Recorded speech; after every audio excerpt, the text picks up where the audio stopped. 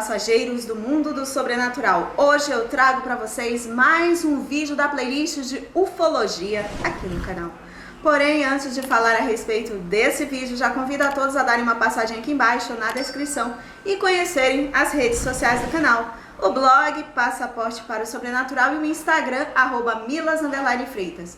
Além disso, já deve ter passado aqui por cima o nosso card do canal de gameplays. Ou seja, se você gosta de games, vá lá, se inscreva e participe dos nossos jogos gravados em estreia. Então, pessoal, conforme eu lhes falei, hoje lhes trago mais um vídeo da playlist de ufologia. No vídeo de hoje falaremos a respeito de um tema relacionado ao incidente de Roswell, mais especificamente testemunhas oculares do acidente e que afirmam a existência de um ser vivo que foi capturado no fatídico dia. Querem conhecer esses relatos e tirarem suas próprias conclusões? Aguardem após a intro do canal. Até já!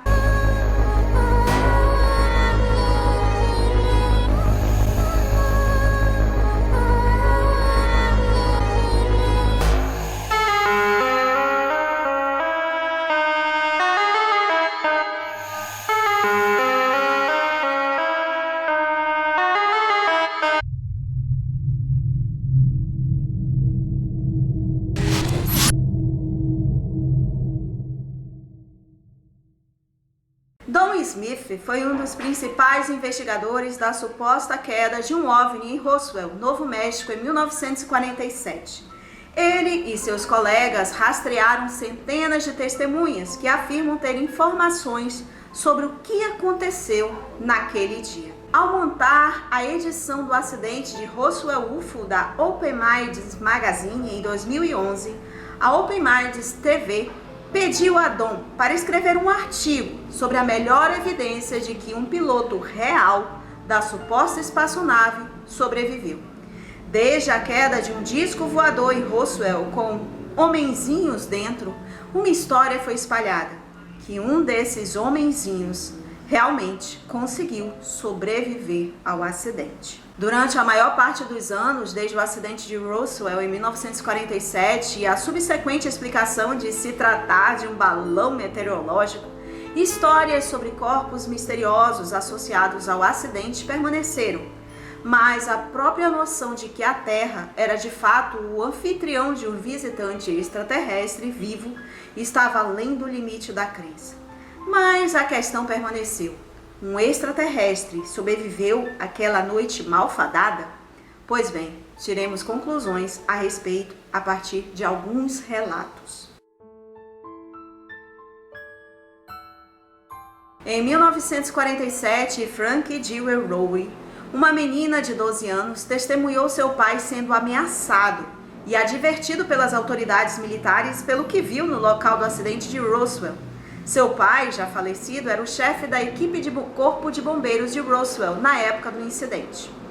Quando o quartel recebeu uma ligação informando que teria ocorrido um acidente com um dirigível ao norte da cidade, Dan Dewey e Lee Reeves foram despachados com um tanque do quartel, ou seja, uma caminhonete com um grande tanque cilíndrico de água na parte traseira, e se dirigiram para o local do acidente. O xerife do condado de Chaves e alguns de seus ajudantes também seguiam pela retaguarda em uma perseguição rápida, chegando pouco antes de os militares protegerem o local. Dewey e Reeves testemunharam algo totalmente inesperado. Não era um avião, mas algum tipo de embarcação em forma de ovo que eles não reconheceram. E os corpos? Dewey podia ver 3 diminutos seres humanoides deitados ao lado da nave. Com foco fixo na nave e nos corpos no chão, Dewey notou um movimento com o canto do olho. Ali, andando na frente dele, aparentemente do nada, estava algo saído de um romance de ficção científica. Segundo o bombeiro, era do tamanho de uma criança de 10 anos, com pele acinzentada, sem cabelos, cabeça e olhos grandes. Em instantes, o rugido de veículos se aproximando podia ser ouvido, quando os militares finalmente assumiram o controle de todo o caso. Os 2 bombeiros foram escoltados para fora da área imediatamente e advertidos sobre as consequências caso falassem sobre o incidente. Para demonstrar ainda mais a gravidade do que foi testemunhado, Dwyer e sua família receberam a visita da polícia militar naquela mesma noite em sua casa. Dwyer e sua esposa foram fisicamente ameaçados e informados de que as autoridades matariam seus filhos se eles dissessem uma palavra sobre o que foi testemunhado naquele dia. O incidente de Roswell deixou um impacto em todos os envolvidos, especialmente no então xerife de Roswell, George Wilcox. Pouco antes de a viúva de Wilcox, Inês, falecer, ela contou uma história para sua neta Bárbara, que desde então passou adiante a história. O evento chocou George. Ele nunca mais quis ser xerife depois disso. Minha avó disse, não conte a ninguém. Quando o incidente aconteceu, a polícia militar foi até a cadeia e disse a George e a mim que se contássemos alguma coisa sobre o incidente, não apenas seríamos mortos, mas toda a nossa família seria morta. Bárbara, então, ela acrescenta, eles ligaram para meu avô e alguém veio e contou a ele sobre o acidente. Ele foi lá para o local, havia uma grande área queimada e ele viu detritos. Havia 4 seres espaciais. Suas cabeças eram grandes. Eles usavam ternos como de seda. Um dos homenzinhos estava vivo. Inês Wilcox reiterou a Bárbara que ela e George levaram as ameaças muito a sério e esconderam a informação da família. O sargento Homer J. Rowlett Jr. era membro do 603º Esquadrão de Engenharia Aérea da RAAF em 1947. Ele era um militar de carreira e se aposentou como NCO após 26 anos de serviço dedicado ao seu país. Antes de falecer em março de 1988, ele finalmente transmitiu a seu filho Larry as seguintes informações surpreendentes sobre o seu envolvimento com a queda do disco voador. Rowlett fazia parte de um destacamento de limpeza enviado ao local do acidente ao norte de Roswell. Larry foi informado de que seu pai tinha visto tudo. Ele manuseava o material da memória, que, segundo Homer, era uma folha fina que mantinha a sua forma. Se isso não bastasse, ele descreveu a nave, que era um tanto circular. Ele também pegou seu filho completamente de surpresa quando anunciou: eu vi 3 pessoinhas. Eles tinham cabeças grandes e pelo menos um estava vivo. Irving Boyd trabalhou como mecânico de B-29 no Roswell Army Airfield em 1947. Ele trabalhava especificamente no hangar P3, que mais tarde seria conhecido como Edifício 84. No dia em questão, Boyd estava fazendo uma pausa para fumar no que chamou de um dia quente de verão, e as portas do hangar estavam abertas em ambas as extremidades do edifício. Assim que saiu pelas portas do hangar, observou vários homens e veículos avançando em direção ao prédio. Assustado com a situação, ele rapidamente percebeu que alguns dos homens carregavam o que ele pensou ser o corpo de uma criança. Por que não levaram para o hospital? Ele se questionou. Ao passarem por ele, ele ficou chocado ao ver o que era o que eles carregavam. Era do tamanho de uma criança, 1,5 metro, talvez um pouco mais, e uma cabeça maior do que a de um corpo normal.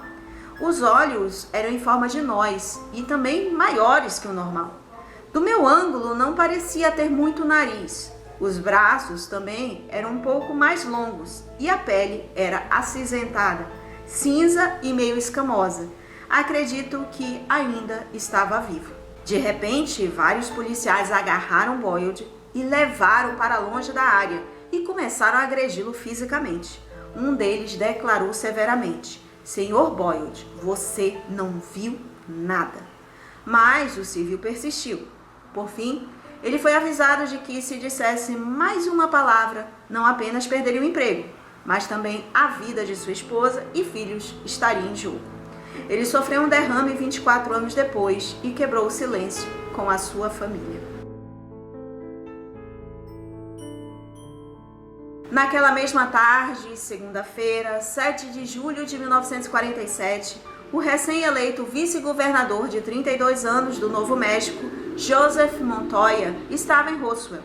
Não está totalmente claro como o político chegou à base da RAAF no dia exato em que alguns dos corpos, incluindo o possível sobrevivente do acidente, chegaram ao local. Um cenário possível é de que ele estava lá no fim de semana, no dia da independência, para a inauguração de um novo avião e, após a cerimônia, foi escoltado até o hangar B-29, no momento em que os primeiros veículos militares avançaram. Montoya confidenciaria a amigos próximos que tinha visto 4 homenzinhos. Ele descreveu como eles eram pequenos, junto com o fato impressionante de que um deles estava vivo. Montoya pintou os seres como baixos, chegando apenas ao meu peito. Eles eram magros, com olhos grandes em forma de lágrima. A boca era bem pequena, como uma faca cortada em um pedaço de madeira. E eles tinham cabeças grandes. Em seguida, ele descreveu a cena dentro do hangar. Cada um dos homenzinhos, inclusive aquele que estava vivo, estavam estendidos sobre uma mesa trazida do refeitório e montada para esse fim. Eu sabia que aquele estava vivo porque podia ouvi-lo gemendo. Montoya disse que estava se movendo, com o joelho dobrado e balançando para frente e para trás. Após uma saída frenética do hangar, Montoya foi pego e expulso da base por associados. Montoya sempre alertava que é muito perigoso falar sobre. Em julho de 1947, Eli Benjamin era um soldado raso de primeira classe do 309º Esquadrão de Serviço Aéreo no Campo Aéreo do Exército de Roswell. Possuindo uma autorização ultra-secreta, o soldado de primeira classe, Benjamin, foi autorizado a fornecer suporte de segurança para as operações mais altamente classificadas do 509º Grupo de Bombardeiros, a primeira ala da bomba atômica do mundo. Além de seu trabalho principal de guarda dos bombardeiros B-29, uma de suas funções secundárias era de especialista em recuperação, que envolvia as atividades sombrias associadas às consequências de acidente de avião. Na manhã de segunda-feira, 7 de julho de 1947, Benjamin voltou para seu quartel após uma noite de guarda na linha de voo, seguida de um café da manhã no refeitório. Algo está acontecendo, ele pensou consigo mesmo, enquanto prestava atenção e saudava a execução do hino nacional e o ritual matinal de hasteamento da bandeira, no quartel-general da base, na extremidade sul da esplanada. Ele sabia que o comandante da base, o coronel William Blanchard, normalmente realizava suas reuniões semanais de Estado-Maior nas manhãs de terça-feira, mas naquele dia Benjamin achava que havia muitos carros de Estado-Maior e outros veículos estacionados no estacionamento do quartel-general para uma reunião regular de Estado-Maior. Quando Benjamin finalmente voltou ao quartel, foi dada a ordem ao meu esquadrão para estar alerta para serviço especial, disse ele. Assim era a vida no 509º e no Comando Aéreo Estratégico, e dormir após seu longo turno teria que permanecer uma consideração secundária. A palavra finalmente encontrou Benjamin. Benjamin, pegue sua arma e apresente-se no hangar P3 para fazer guarda. Ao chegar ao hangar do B-29 para se apresentar ao oficial responsável, Benjamin entrou em alvoroço na entrada principal do prédio. Vários policiais militares tentavam conter o próprio oficial de quem Benjamin deveria receber as instruções de serviço. O tenente-coronel estava claramente experimentando uma reação emocional à situação em questão, que parecia ser a transferência de várias macas para o hospital de base. Outro policial apontou rapidamente para Benjamin e ordenou que ele cumprisse a tarefa. Durante o processo, algo sob um dos lençóis que cobria cada ser parecia estar se movendo. Então, enquanto cada uma das macas era carregada na traseira de um caminhão-ambulância que esperava, um lençol caiu, revelando o rosto acinzentado e a cabeça inchada e calva, que claramente não era humana. A ordem da polícia militar foi entregar a carga no pronto-socorro do hospital da base, o edifício 317, e lá permanecer até o socorro. Uma vez no centro médico, meia dúzia de funcionários do hospital e homens de terno assumiram o controle de uma maca específica. Todos os olhos estavam voltados para a maca enquanto eles removiam o lençol de um ser com uma cabeça grande demais, que tinha olhos grandes e oblíquos, 2 buracos no lugar do nariz e uma fenda no lugar da boca. Por alguns momentos, todos ao redor do paciente apenas ficaram olhando boquiabertos. Estava vivo. Quando a última maca foi trazida, Benjamin e os outros policiais militares foram imediatamente dispensados, enviados de volta aos seus esquadrões e juraram segredo. Eles foram informados de que o incidente nunca aconteceu. 63 anos depois, após o evento, a névoa do tempo impede Ellie e Benjamin de lembrar os nomes ou rostos dos outros homens designados para escoltar os seres naquele dia. Eles podem muito bem ter sido de outros esquadrões da base, ou mesmo de outras bases trazidas de fora, conhecidas como tropas de reforço, para evitar a comparação de notas posteriormente. De sua parte, a senhora Benjamin confirma o relato de seu marido sobre seu envolvimento nos eventos de Roswell em julho de 1947. Ela afirma ainda que ele confidenciou a história a ela, com a promessa de que ela nunca contaria a mais ninguém. As memórias de Ellie naquela noite, vendo o rosto inchado e os olhos puxados da espécie, permanecem com ele e o assombram até hoje. O que aconteceu com o alienígena sobrevivente? Até o momento, não resta nenhum testemunho ocular sobre o que aconteceu com o sobrevivente e como ele foi transportado de Roswell. Há informações confiáveis, no entanto, de que o ser passou algum tempo na base aérea de Wright-Patterson e ainda estava lá até 9 meses depois, em 1948.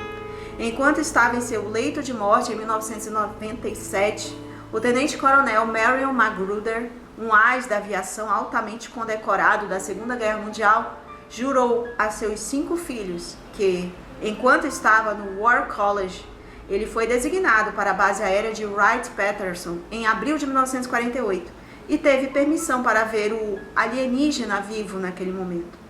Ele e os outros em sua empresa foram instruídos de que o ser foi resgatado do acidente em Roswell no ano anterior. Sua descrição foi semelhante a todas as outras testemunhas oculares. Ele enfatizou que não havia dúvida de que veio de outro planeta. Como um dos funcionários da RAAF observou certa vez, eles com certeza não eram do Texas. E na mesma linha, eles não eram do Japão, da Alemanha ou de qualquer outro lugar da Terra. Essa é uma questão sobre a qual todas as testemunhas permanecem unânimes. Então, pessoal, vocês já tinham escutado falar a respeito dessas testemunhas oculares de Roswell? Realmente eu já tinha escutado falar que tinha um ser que foi encontrado vivo. Mas então, será que é real? E se foi, para onde ele foi, onde ele está, o que fizeram com ele? Vai saber. Deixe aqui nos comentários a opinião de vocês. Então, pessoal, espero que vocês tenham gostado de mais um vídeo. Se vocês gostaram, dê um like, não esqueçam de compartilhar esse vídeo com seus amigos, porque assim também ajuda o canal. Se é a sua primeira vez aqui no canal, você chegou a partir desse vídeo e gostou, inscreva-se aqui embaixo e ative o sino de notificações para ficar sabendo a respeito dos próximos vídeos. Porque além desse vídeo da playlist de ufologia, há uma playlist de mistérios, lenda, lado sombrio dos games e muitas outras.